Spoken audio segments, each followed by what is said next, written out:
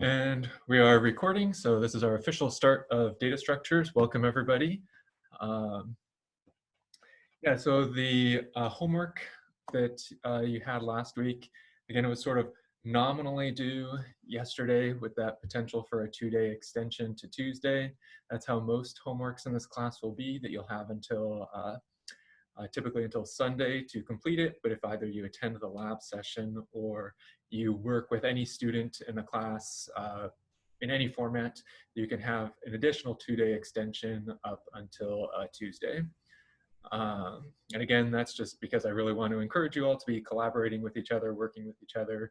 That a lot of the concepts we're going to be covering in this course are really difficult, and it definitely helps to work together to solve these problems.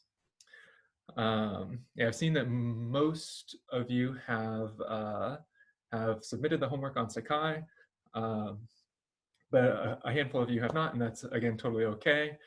For this first homework assignment, there's not going to be any late penalty for a late submission. Even if you go past Tuesday, there won't be a late penalty. But I really want you to make sure that you understand the concepts from this first submission, and especially on the homework assignment with that, getting that continuous integration working, that's all of the homework assignments in this class are going to be using that same continuous integration testing framework. And after this class, when you go on, say, in internships at an industry company, in some form or another, you're going to be using a continuous integration tool to test the code that you're creating for the company. So I really want to make sure that you have a handle on that, and that's why there's no late penalty. If you do have questions about that, still things aren't quite working, office hours today would be a great, right after class, a great time to look at that. Yeah, before we get started today, are there any questions about anything like administrative in the class, about due dates or anything like that?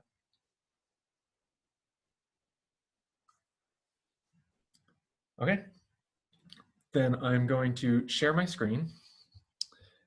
And there we go.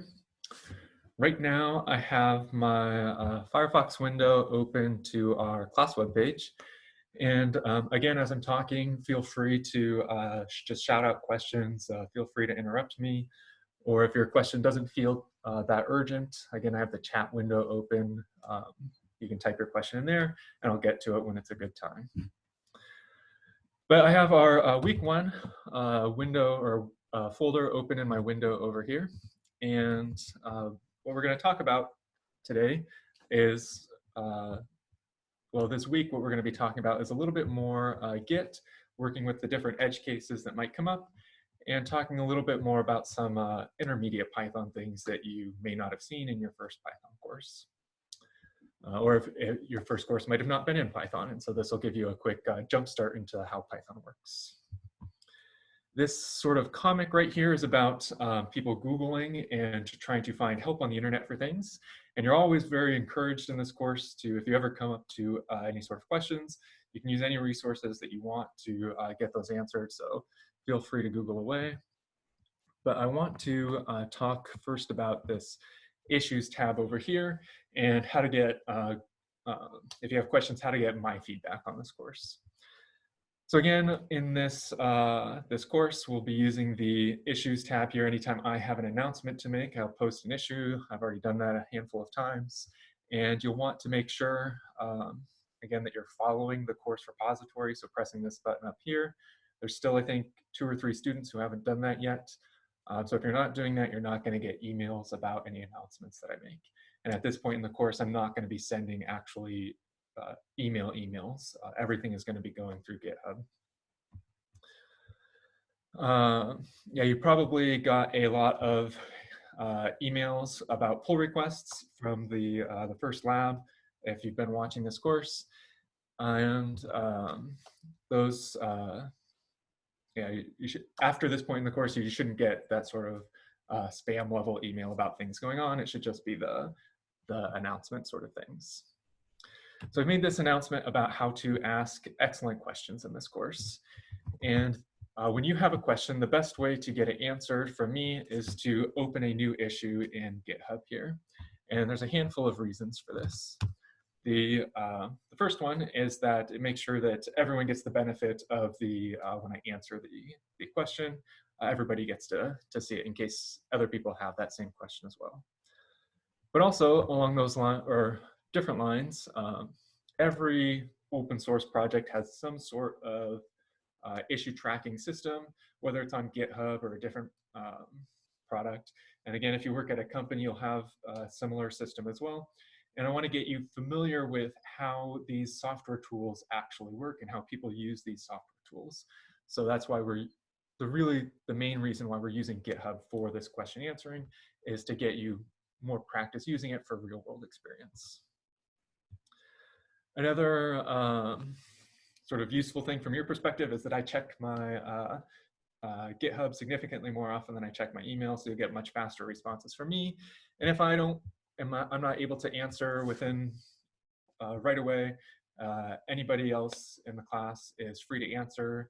And this is a public GitHub repository, so you may see people from outside of the class answering as well. And I have had people from Google answering questions on not for the data structures class, but for other classes that I've taught that go into like machine learning concepts. So the only exception about asking questions using GitHub is if you have a question about your grades, something that's private like that, that's a good time to ask over email, but anything else, open up an issue. Okay, so how to effectively get your question answered. This is a little bit challenging in an email environment, in GitHub issues, because it's not like synchronous, that you post something and then other people are going to respond to it, hopefully answer it, but there's not a lot of chance for back and forth communication to go on. So in order to make the question answering as efficient as possible, you want to follow these 4 steps. And this is going to be true as well when you're asking questions about an open source project that you're looking into, or you find a bug in some product and you want to let them know about that bug. You want to follow these same 4 steps. And the first one is that you need the full procedure to reproduce whatever your problem is. So don't just tell me that there's a problem. Tell me, here's the exact set of commands. I logged into the Lambda server, then I did this, and I got the problem. That's the step 1. Step 2, give me the full output of whatever your problem is. So one of the sort of mistakes in question answering that students do at first is you give only a small snippet of the output, only say the last line, or you only tell me that the program crashes. But I want to see the entire output of what comes out, even if it's multiple pages long. And down here, we'll see some examples of this, of great questions that other students have asked. The reason that I need to see the full output is because sometimes buried in these error messages is something very important, and you might not recognize that at first, but yeah, it's always better to include more information than less information. Quick explanation about why it's not what you expected to have happen. And then the last thing, what have you done to try to fix the problem so that I don't just waste your time telling you to do something that you've already done. Yeah, before we go into steps 2 and 3 down here, let's look at some examples of great questions that people have asked in the past.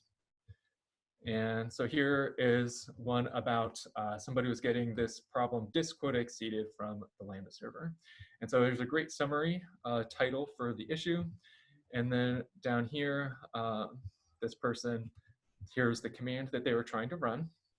And then they provided the full output of what the error message that they were getting.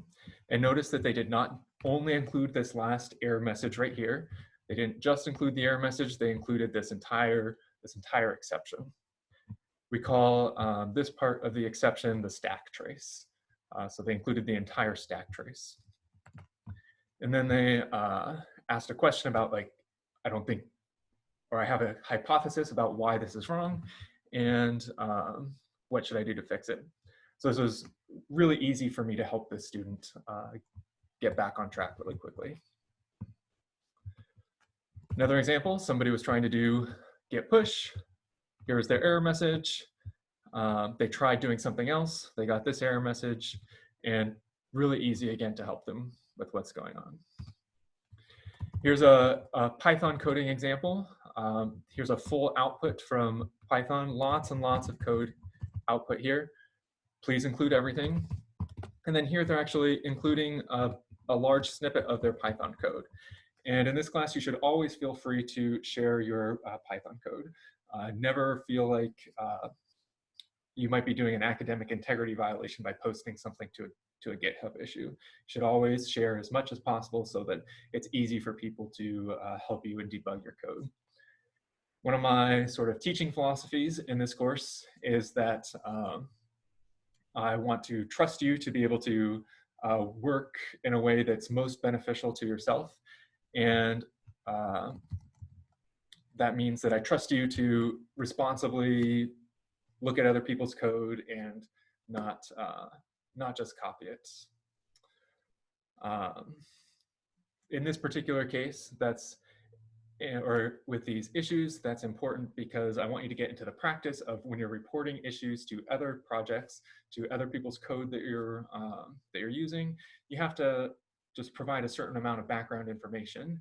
And I don't want you to feel like you might be doing something bad from an academic integrity situation that way. So based on looking at those examples, one of the important things you'll notice is that all of their code was formatted very nicely with these markdown inline code blocks and large code blocks.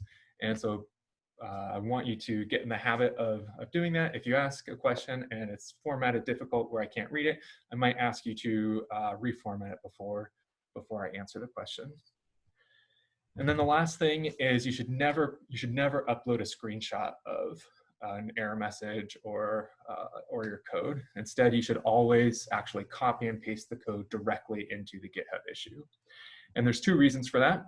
The biggest one is that images cannot be indexed by Google, that all these search engines, they don't read text inside of images and try to figure out what's there. And so when you've reported a bug to some project, Google will never be able to find that bug, or you will never find your report if it's inside of an image. And so you're not going to be able to help anybody else. When people are answering that, they're not going to feel very inclined to answer it because they know they're only answering it for you and they're not answering it for anybody who happens to stumble upon it via Google. The last reason why images are not things that you should use is it makes it really difficult for me and other people to reproduce the error because we can't just copy and paste your code into our computer to reproduce it. We actually have to manually type it out, and manually typing things is annoying when we could just copy and paste. Are there any questions about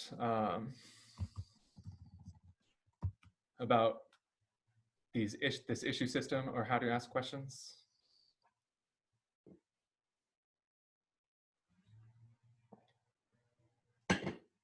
So there's a lot here, and one of the things that I think can happen to students is you get a little bit overwhelmed by these requirements that I have here. So if you do have a question, just ask it. If I think something needs clarification, I'll ask you for that clarification.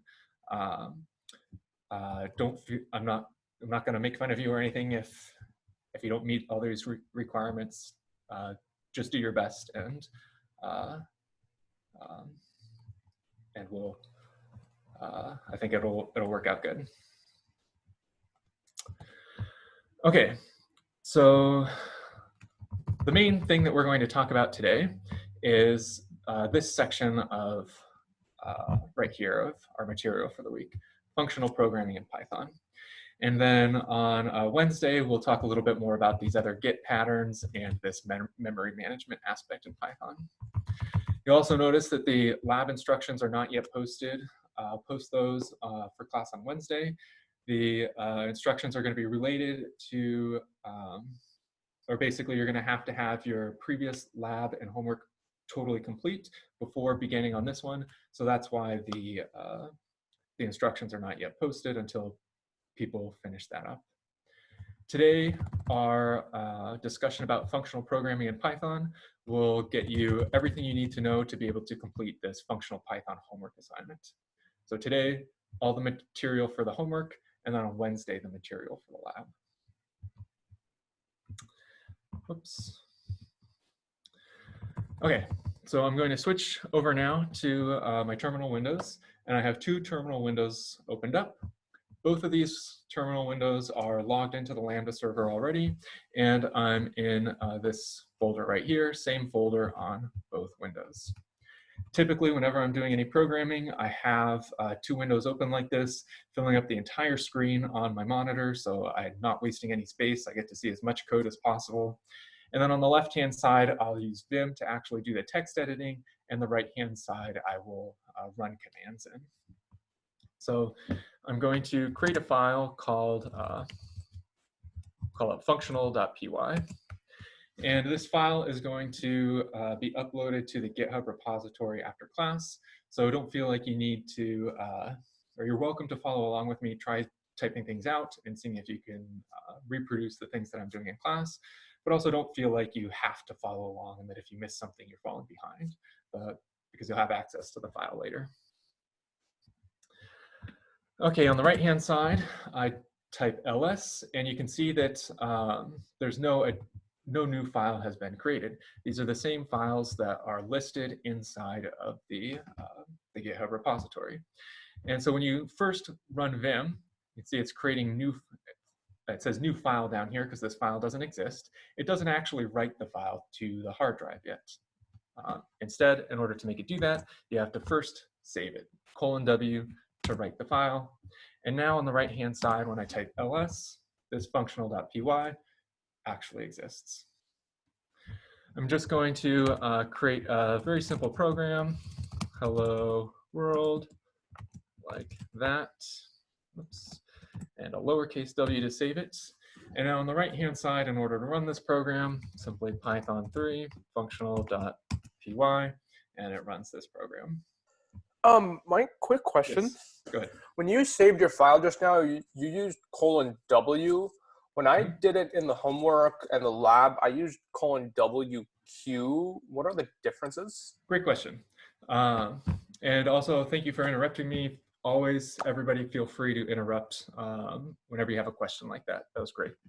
So here, when you do :w, the W stands for write, so Vim's terminology for saving. And it writes the file, but notice that Vim is still open. If you do :wq, the Q stands for quit, and so it'll first write the file, and then it will quit out of Vim. So in this case, I didn't want to leave Vim. I wanted to stay inside of Vim, so that's why I only did :w.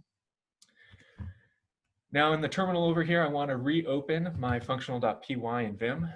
Instead of actually typing that out though, you can use the up and down arrows to go to the previous commands that you've used. So I'll press the up arrow once, get Vim functional.py again, and hit enter.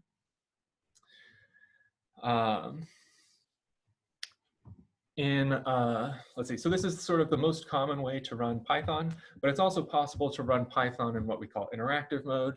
And you should have seen this in the lab as well, where you run Python, and now it has these three carets over here that are prompting you for Python input. And you can just do simple things like this. You don't have to put a print statement. I could say print 1 + 2, and it gives me the same output, but by default, it prints everything that you type over here. When you're in the interactive mode of Python like this, you press Control-D to exit, Control-D, and that brings me back to the normal shell. And I know I'm in the normal shell now because it has this $ prompt. 3 carets means Python, $ means the shell, or the bash, or the terminal. Those are all synonyms for each other. So in Python, the sort of most fundamental container that we'll be using all throughout the course is the list. And the list is denoted with square brackets in Python like that. Whenever I am creating variables in Python, if I don't have any particular, say, semantics for the variable, so the semantics of something is like what the meaning of something, like what is its purpose, what does it do? If it's just a dummy variable, I'll call that dummy variable x. So x equals 3. There's our dummy variable x. But then if I have a container, since a container contains multiple things, I like to make all my containers plural so that I know that they're containers. And so I'll do xs, like it's x's. There are multiple x's inside this variable whenever I have a container like a list. It's not a requirement. Python doesn't enforce that. You can call your variable names whatever you want, but I find this just helps me keep track of what's going on. Okay, so let's review our basic for loop syntax now. So if we have a variable 1, 2, 3 like this, and we want to loop over that variable, common to say for x in xs, and then print x like this. So Control D on the right-hand side exits out of interactive Python. I'm going to use the up-hand arrow to move my, go back to my previous command where it was python3 functional.py and hit enter. And now this loop, this x variable takes on each of the values inside of xs and prints them out. 1, 2, 3, and then hello world. So that's pretty straightforward. But here on line 5, so line 5 right here, I'm doing something that I never want you to do. So this is the only time in this class that I'm ever going to do this. And if I ever see you do this when I'm helping you on something, I am going to go on a long rant about how you should never do this. And that's that you should never have a print statement where you're just printing something and you're not telling yourself what it is that you're printing. And so in particular, much better is print x equals, comma x, like that. And I'll comment this out. And for a very simple program like this, it was really easy for us to look at the output down here and know that this 1, this 2, and this 3 were supposed to come from this print statement right here because it's a simple program. But for more complicated programs, it can be very difficult to track those things. And yeah, so I've been programming for about 20 years now. I've personally lost literally months of my life because I was doing debuggings with just naked print statements like this. And if I would only have gotten in the habit at the beginning of my life as a programmer of labeling the things that I'm printing out like this, it would have saved me so much time as a programmer.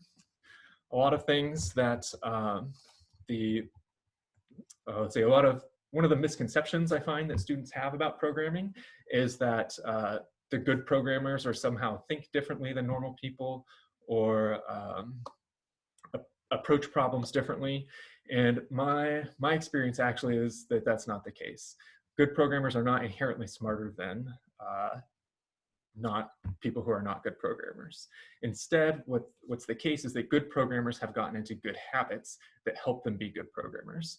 And this is one of those sorts of good habits that you should really get into. And in fact, it's so important that Vim has a tool built in called macros, which you can use to automate this process for you. So again, I'm a pretty lazy guy. I kind of hate typing. So I don't necessarily want to label all of my things like this that I'm printing out automatically. And so inside of Vim, if I type my variable like this on a line all by itself, and then I press the @ sign on the US keyboard, that's the character above the 2, and then P, it automatically types all of that out for me. So all I have to do is type 2 characters and it automatically prints all that for me. On your Vim systems, that macro is not going to be set up right now.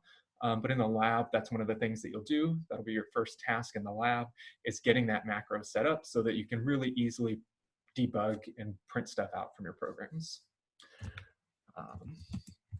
At this point, you should just know that's one of the cool things about Vim that you can't do in VS Code or any other text editor, is program your editor to do debugging things for you automatically. So let's save that, come over here to the right-hand side, rerun it, and there we go, x equals 1, 2, 3. Are there any questions so far? Mike, I have a question. So on your right terminal screen, so why all of the dollar signs are black? Because like Lambda servers, like dollar sign is green. So I'm wondering if you're on a Lambda server. Great question.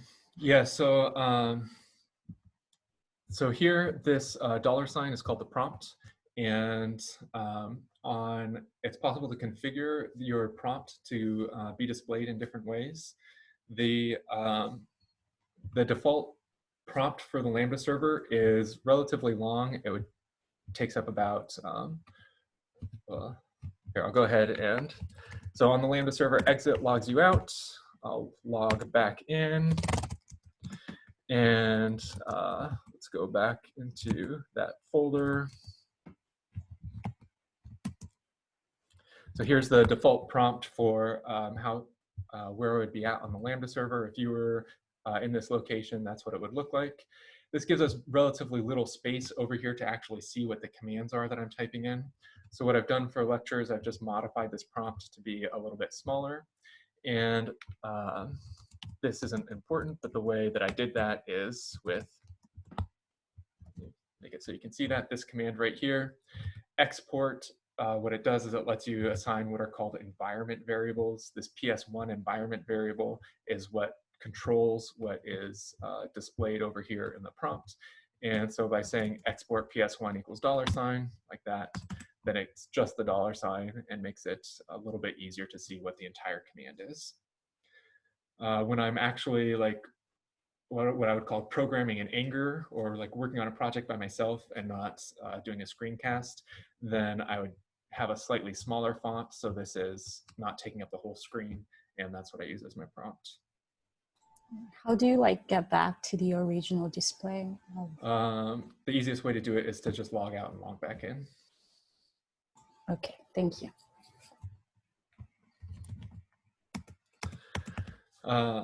Yeah, great question. And anytime, like we just saw, when these sorts of questions come up, I'm happy to, or I'll often go on tangents like that to explain kind of interesting, weird things about Unix systems that you just sort of never learn unless you kind of randomly stumble upon them. There's this sort of whole actual like culture in Unix of people who get really into customizing their prompts to do different things. So this PS1 variable is a very famous environment variable. If you Google it, you'll see lots of people with lots of different tricks on things they like to adjust in it. You're welcome to play around with it in the Lambda server, but you're not required to. Okay, so back to running our Python code. And there's one very common pattern. Well, let's see. One very common pattern in for loops is that you're looping over some set of numbers. And so it'd be for I in range in this case. We want to go from 1 to 3. So this range function can take, if we do this, 1, 4, it will start at 1 and go to every number that is less than 4. So now if I rerun this, it gives me the same output that I had before. This range function is a relatively, it's both very simple and very complicated. It's simple to use because it's just some numbers right here that you plug in. By default, it starts at 0. So if you just put in a single number like this, it'll go 0 to 3. Every number between 0 and whatever you put in, -1.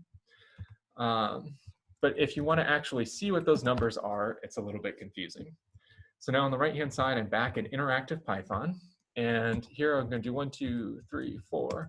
So here's just a list, and Python prints out that list just totally fine.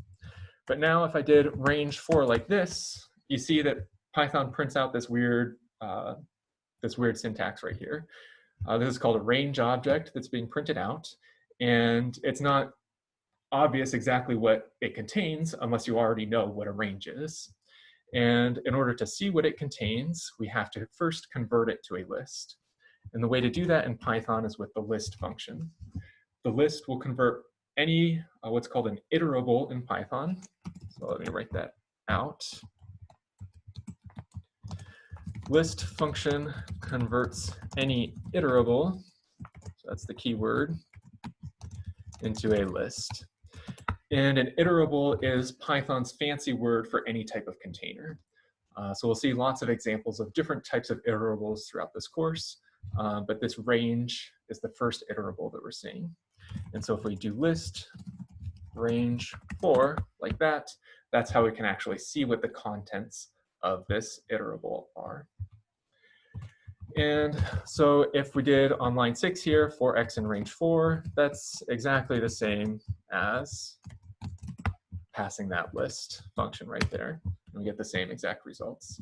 List doesn't change the contents of this iterable, it just makes it so that we can actually display it in Python right here. So yeah, this range function is the first common pattern that basically every for loop, vast majority of for loops in Python will use this range to loop over something.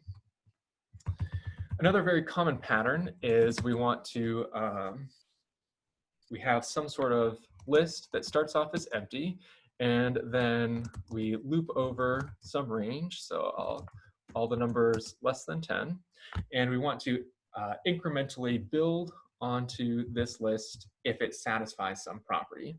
So we'll say if I%2 equals 0. So we call this percent operator. It's called the modulus operator in programming, and normal people call it the remainder. If you do I%2, that takes this I number, divides it by 2, and gets the remainder. So any even number will have a remainder of 0, and every odd number will have a remainder of 1. And I'll do xs.append I, and then we'll print out the value of xs here. Let's go ahead and run that. Whoops, I forgot to say for I in range right here. And I'll run that. And here this xs variable contains this, the set of even numbers right here. So the pattern that we just did was we started off with an empty list, for loop, and then if some condition is met right here, let's append to this empty list in order to generate a new list. This pattern is very common, and it's sometimes called the filtering pattern.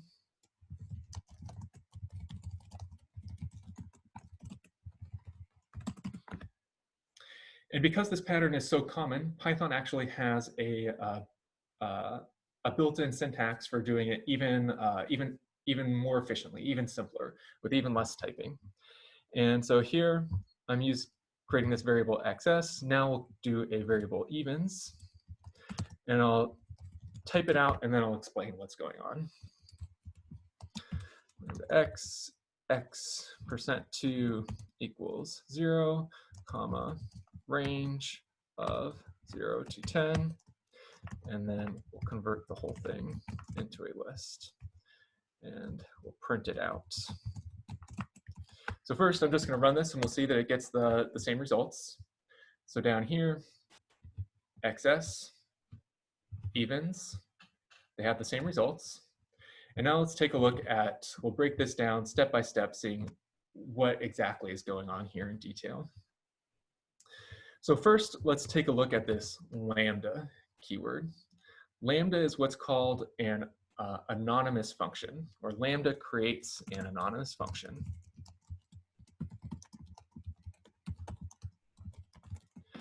And this is, we call it an anonymous function because this is a function without a name. So on the right-hand side over here, I'm opening Python back up, and we can say, I'm going to say f equals lambda x colon x%2 equals 0, and hit enter. This right here defined my anonymous function, and then at this point it did not have a name, but I'm giving it a name f with this equals sign. So you may in Python have seen different ways of defining functions, in particular using the def keyword. The def keyword defines a named function in Python, whereas the lambda keyword defines an anonymous function. And so here, def is even x, return x%2 equals 0. this is sort of an equivalent way of defining this function. What this f function is going to do is when you pass in any number to f, so when I say f of 5, it's going to substitute 5, let's see, because it says lambda x right here, that means this function takes only a single parameter, and that parameter's name is x. It will take this 5 right here, substitute it in for x, do 5% 2 equals 0. Well, that's false because 5% 2 is equal to 1. But if I did f of 4, that's true, f of 3, false, f of 2, true, f of 1, false, f of 0, true. So this and this are, they're just equal expressions. There's absolutely no difference between the two of them. In this class, you'll never be required to use this lambda syntax. And in fact, in Python world, it's kind of discouraged to use lambda functions, lambda syntax, anonymous functions. That's discouraged. We would say it's unPythonic, but you'll sometimes see it in the real world. And so it's good just to know where it's coming from. Out of curiosity, why is it discouraged? It's a great question. So in Python, our BFDL of Python, our benevolent dictator for life, his name is Guido van Rossum, and he's the inventor of Python, and he thinks they are ugly. And because he thinks they are ugly, he does not want people to use them. And personally, I actually really like them. When I'm programming in other languages, I use them all the time.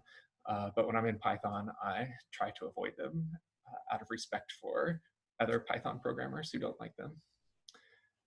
It's just one of those sort of weird things that there's no good technical reason for it. It's just cultural. Great question.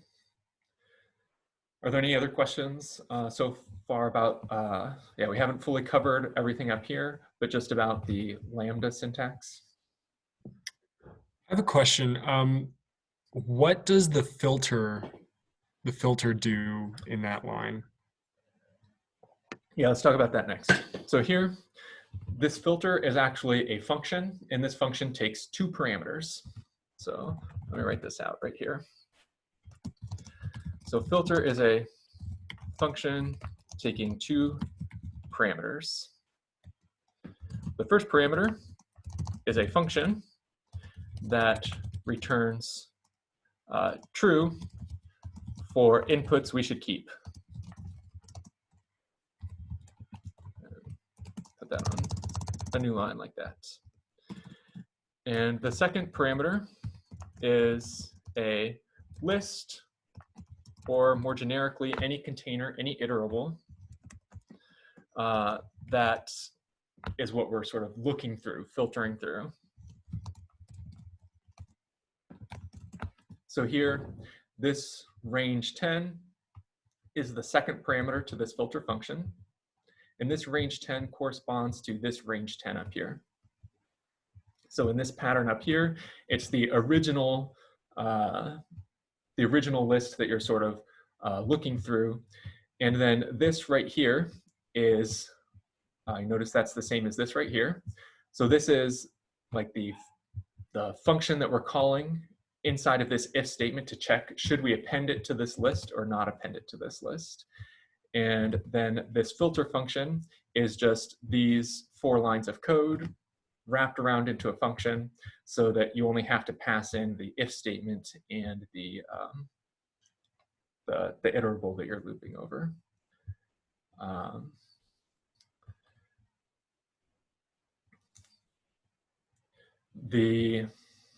Let's see, I'm going to copy and paste this whole part right here. So everything outside, or everything inside of this list function, everything except the list function, and put it into Python on the right-hand side, and we hit enter.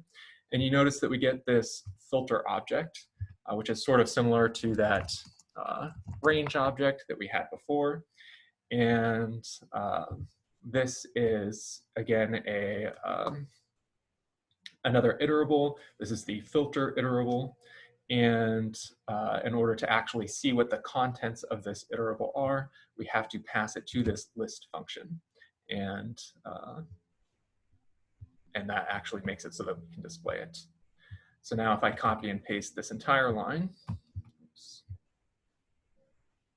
like this right here, then it actually converts this from a filter object, from a filter iterable, into an actual list that we can view.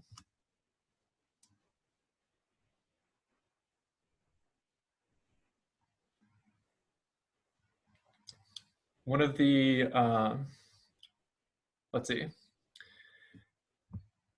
I'm gonna rewrite this line 26 in a slightly different way now, and we'll see if this maybe helps make things a little bit more clear. What I'm going to do is I'm going to take away this lambda function and instead pass in the isEven function like this. And now we'll have evens2, print that out, come over here, Control D to exit out of Python interpreter, up arrow to get back to the program. And here we have evens and evens2 being printed, and you see that they both have the same contents. They both have the same contents because isEven is the same as this anonymous function right here. Their body is exactly the same. And so that's why we get the same results. But what's a little bit confusing is you notice that here I have this isEven function, but there are no parentheses next to isEven here. So I'm not actually calling, the isEven function. And this is important to notice, that if I change this code and add parentheses right here, so this is wrong, having parentheses right here, this causes me to call this function. And if I do that, I'm going to get an error message. Even if I pass in a number, I'm going to get an error message. It says we get this type error, we get something that's not callable. So we're not passing in the result of the isEven function, we're actually passing the isEven function. It's actually the function itself that we're passing in to this filter function. And that's where this name functional programming comes from. That in Python, which is different than some other programming languages, you can actually, like, functions are just variables just like anything else. And you can assign them to values. I can say like new function equals isEven, and then down here pass in new function. Again, no parentheses here and no parentheses here. This is actually saying that this word new function is the same exact thing as this function right here. And now this is passing actually this function as an argument into the filter function. So, so that we can call this function inside of the filter function whenever we want to. We're passing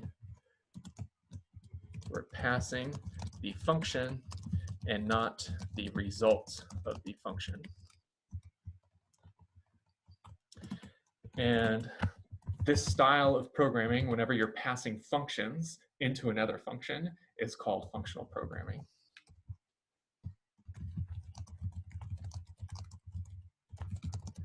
It's called functional programming. And functional programming is one of the things that sort of first got Python kind of on the map as a cool programming language. And we'll end up seeing a lot of examples of this in this class. Guys, I have a question. Go ahead. Kind of forgot from my intro Python class, but if you put evens2 above the function isEven, will it execute? Does order matter? So the question is, if we took this function right here, and so in order to highlight in Vim, I move my cursor to where I want to go. Now I'm pressing Shift V, so capital V, and now I'm moving down to select everything that I want. Now to cut in Vim, you press the X keyboard on the X character that deletes from where it was and puts it in the keyboard, sorry, in the clipboard. Now I'm pressing Shift G, capital G, to move my cursor to the bottom, and P to paste. I press the Z character twice to center my screen around where I just pasted, where my cursor is. And I'll even add a new line right here. So now the question was, if we have this function definition after where we're actually using it, say right here, and then sort of transitively right here. Will that work? And the answer is no, that in Python, the order matters. And so on line 31 right here, we get this error message saying is even is not defined. It's a good question. So now in Vim, to back out of all the changes that I made, U is the undo key. So press U a couple times, and now it's back up here. And it's working. Any other questions so far? Yeah, just going back to the lambda part, does it have to return something like if we want to use lambda functions with something that doesn't return anything? Is that possible? Great question. The answer is that is not possible. Every lambda function can contain exactly one expression inside of it, and it must return whatever that expression is. That expression could be none, so it doesn't have to return an integer or a string. It could return none, but it must have something. Okay, so I want to look, let's see, so this filter is probably still feeling a little bit like confusing magic to you, and that's okay. I want to take a look now at how this filter function is actually defined. And so let's scroll back up to the top where we had this pattern right here. And I'm going to copy and paste this pattern. So I use Shift V to select again in Vim. Now I'm going to press Y to yank the text. In Vim, copying is called yanking. And now Shift G to go back down to the bottom of the screen, O to create a new line, Escape, P to paste, ZZ to center my screen. And now I'm going to create a new function. I'll call it my filter. And there'll be an F, that's the function that we're being passed in. And the XS is the, I'll call it old XS like this. That's the iterable that we're going to filter over. And now this range right here, we're going to delete that and we'll loop over old XS. And now in this if statement right here, we'll delete that condition and we'll say f of old XS at I. And we'll append old XS at I like this. And instead of printing it out, we will return the value, return XS. And this, if I didn't make any bugs, this is an implementation of the filter function that should give us the exact same results. So I'm going to come up here, YY yanks the entire line in Vim, down to the bottom, P to paste it. And in order to, let's see, I also want to print out this line right up here. In order to get my cursor to move to line 42, I type 42GG. So the line number, then GG takes your cursor to where you want it to go.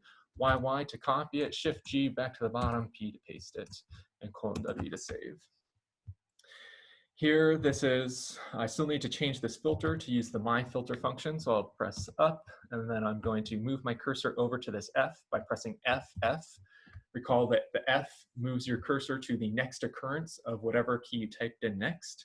So the F was the next occurrence of F, so that's where it moved it. And I'll go back into insert mode and change that to my filter like this.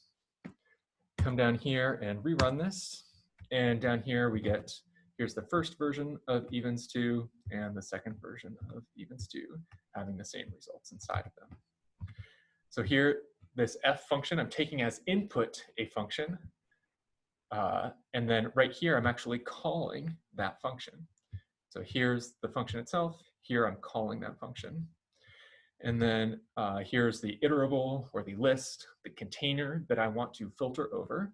And it just goes right here. Here, I'm indexing it at the ith position to actually get the value and pass it into our F function. And then appending it if and only if it if this returns true. Are there any questions about this my filter function? So are you using the my filter to demonstrate how the filter works? Exactly, yeah. So then why is filter necessarily, is filter just a faster way to type it then?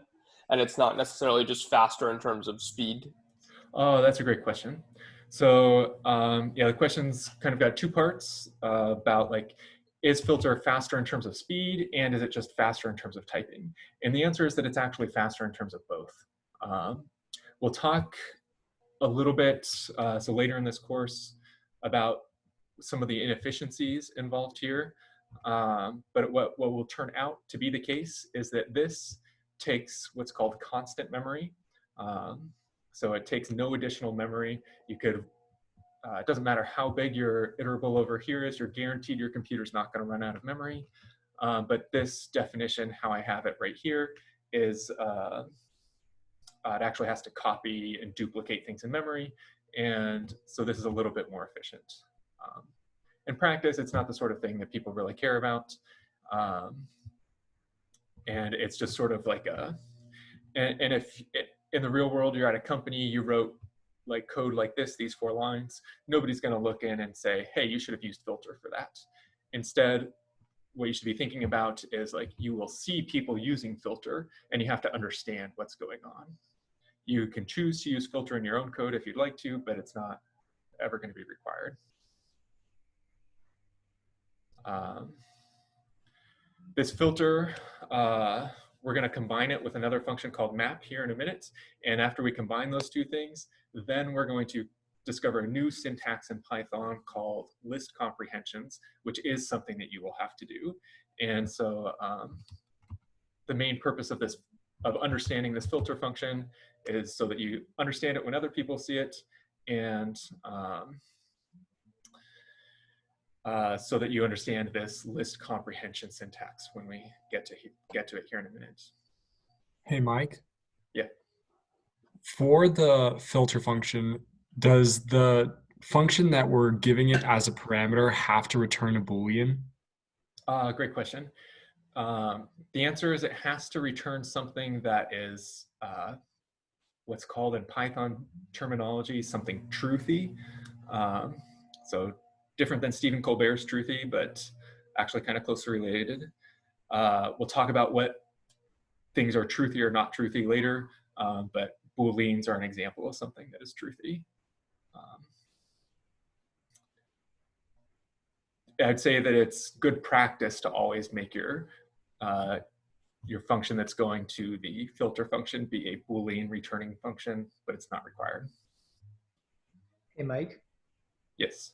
Very quickly, could you just clarify what the f of old x's index I is doing? Sure. Yeah, let's just walk through this whole filter function again real quick. So again, filter is taking, or my filter is taking 2 parameters, so a function and a list. Again, it's technically an iterable, but you should just think list.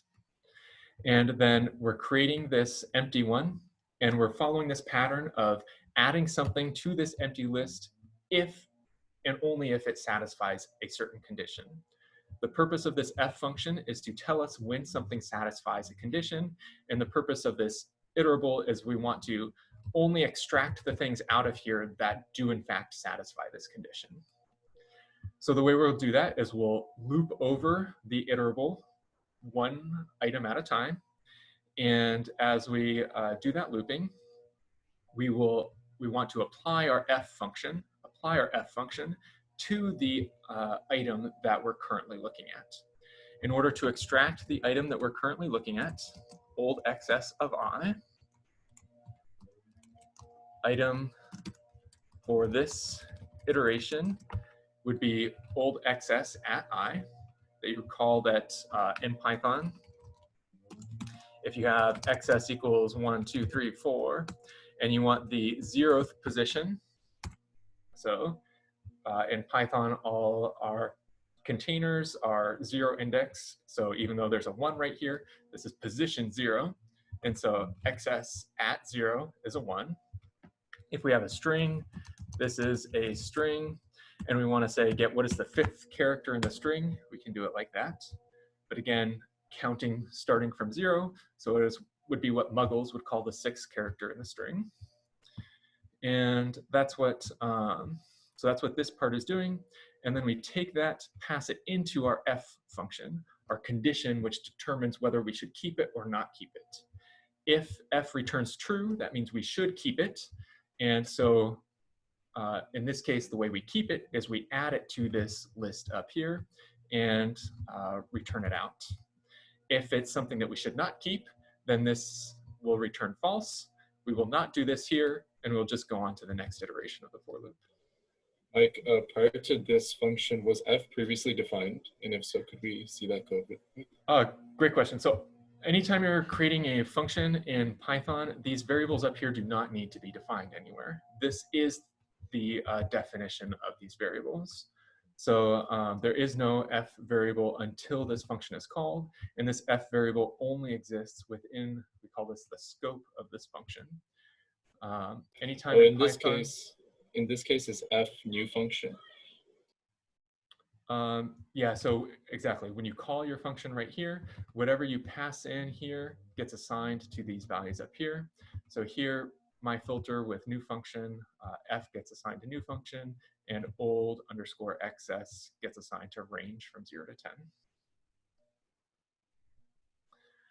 One other terminology thing in Python is anytime you have something that is indented, we call this a block in Python. So this whole thing is one block right here. This block is the definition of this function. This whole thing right here is another block. This block is the body of this for loop. And this right here, this single line is another block, and that block is the body of this if statement. All these terminology things are never things that I'm going to like quiz you on or ask you about, but they are just things that you'll hear people use a lot, and so you just sort of have to have an intuitive idea of what people are talking about when they use those terms. It's also the sort of thing that in different programming languages, they have slightly different words that they use to describe like the body of a function. The word block is something that is unique to Python.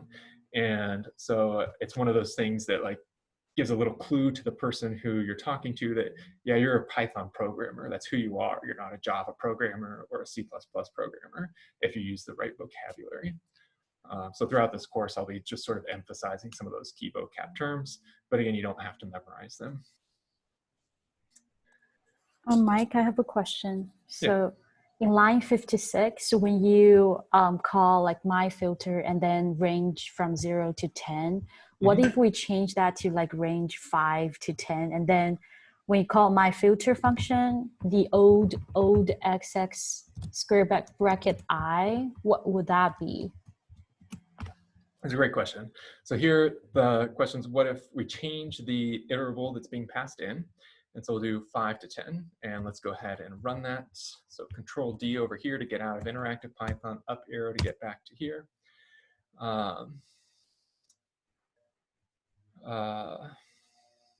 Let's see, and oh, looks like I have a bug in my code. This so here, this I is not actually the index into this iterable. This I is actually the value inside of the iterable at the location. And so it actually just needs to be I right here that's passed in. And oops. Same here with the appending. It should be just the I by itself without the old XS. Yeah. These are all great questions. I don't want to spend too much more time on this my filter though, because we have to keep going in order to make sure we cover this stuff for the homework assignment. So yeah, so the internals of my filter, you don't actually have to know what they are. The point is just that know that we can pass functions to other functions. There's another very common pattern in for loops. So something like we'll have our starting off with an empty list for I in range 10, and then here there's no if statement with our append here, but instead our the contents of append is going to be some complicated function. So we're not just appending I by itself, we're appending some function of I. So in this case, I times I, and we'll say XS. So we'll print out XS down here at the end, run this. And these numbers here are sometimes called square numbers because they're all squares. They're all, if you take the square root, you get an integer. They're all the product of two integers. This pattern where you have a function and you are sort of storing the results of that function is called the mapping pattern. So the mapping pattern. And there's a built-in function map which does this pattern. So we'll do squares equals map lambda x colon x times x of range 1 to 10. And we'll print that out. And I'll press ZZ to center this. So inside of what this map function is doing, we have this function right here. Can be an anonymous function or an anonymous function. It doesn't matter.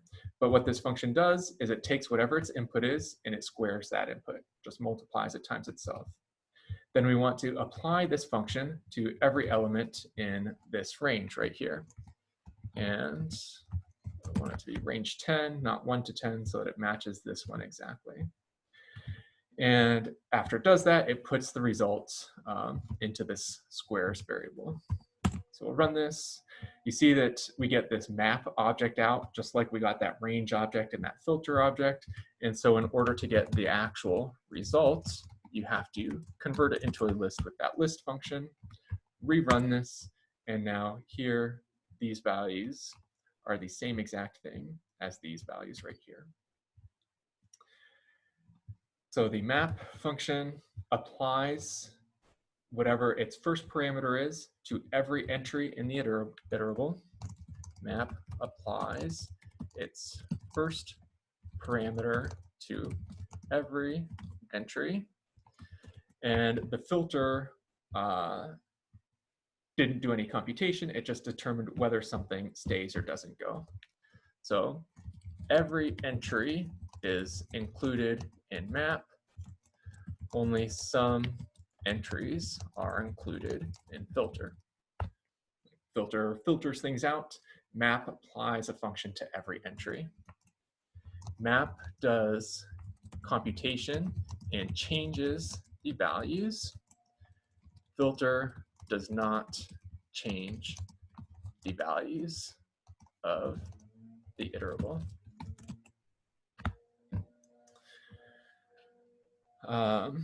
So very, very complex lists or containers can be created by combining these map and these filter functions in complex ways. But again, in Python, it's a little bit unPythonic to use map and filter. A little unPythonic to use map filter. Some people do it, but one of the sort of things that makes code Pythonic is that it's very straightforward, very obvious what things are doing. And map and filter are relatively obscure functions. So what is more Pythonic is something called a list comprehension. And a list comprehension is something that we call syntactic sugar over the map and filter functions. Syntactic sugar over map filter functions. What syntactic sugar is it's something that does not add any new features to the programming language.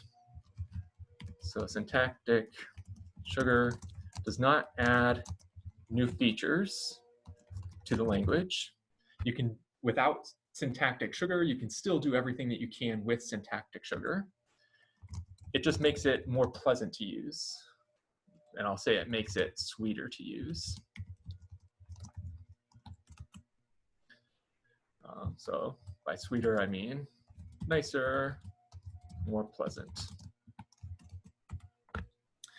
Python is a language that is famous for having lots of syntactic sugar.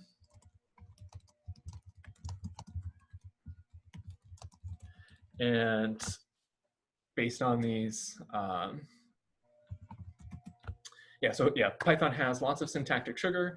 And one of the things that's both good and bad, once you know all of these sugars, it makes it like easy to write very small programs that are very powerful. But it's bad because, so good, once you know all these sugars, so each individual technique is an individual sugar, plural sugars for multiple techniques. Bad, there's lots of sugars to learn. Okay, so here for this list comprehension sugar, what it looks like is you have, say evens, I'll do an example and then write out sort of the meaning of what it looks like. So x times x for x in range 10. Let's see, we'll start with, the evens is this, x for x in range 10, if x %2 equals 0, and then squares is x times x for x in range 10. So in this first example, evens here, you'll notice that I have an if statement inside of these parentheses, and the thing to the right of the if statement is the contents of my anonymous lambda function, the condition that I'm using to whether to do my filtering or not doing my filtering. And then over here is sort of the body of that for loop, or the definition, the header part of that for loop. And then here, there is no computation going on. So this has a filter, no map. In the squares right here, x times x, so I'm doing some computation right here. And this 4x and 10, this part all looks exactly the same. And then there is no if statement right here. So this right here is like the, this lambda in the map right here, this x times x, squaring the value from my range. And so this one has a map and no filter. You can combine these to do something like even squares equals x times x for x in range 10 if x %2 equals 0. And this one has both a map portion and a filter portion. I'm going to copy and paste these over into, oops, that's the, need to go into Python here, copy and paste it into Python. And you can see that this is just the even numbers. This right here is just the square numbers. And then this right here, combining the two, gives us the even square numbers. So syntax-wise, what a list comprehension formal definition of list comprehension syntax would look something like you have an expression, the computation that you're doing for item in iterable if condition. This expression right here is a function of your item. So I'm going to write it as expression of item. And this condition is also a function of what your actual item value is. So this expression function right here, the same as this function being passed into map. This condition function right here, same as the function being passed into filter. And this syntax is one that, this is what is considered to be the Pythonic syntax for doing this mapping and filtering operations. And this is something that you will see in essentially every Python project will have things that look like this. And so you'll need to be able to get comfortable with writing these yourself and reading them, understanding them when other people have written them. Your your homework is going to be to implement a handful of these for different conditions.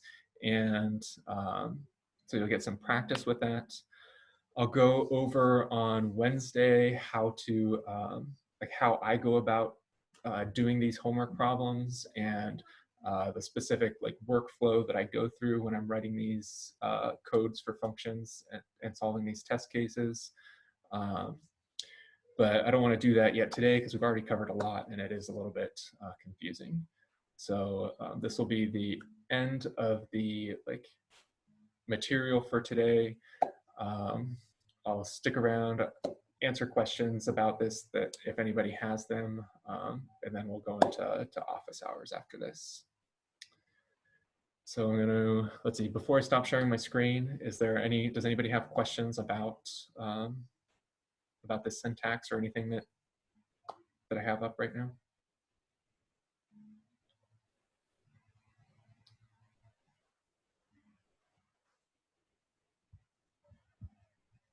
Okay, so then I'll stop sharing my screen and we'll stop the recording. And the recording will be available on YouTube after office hours today. Thank you, Mike.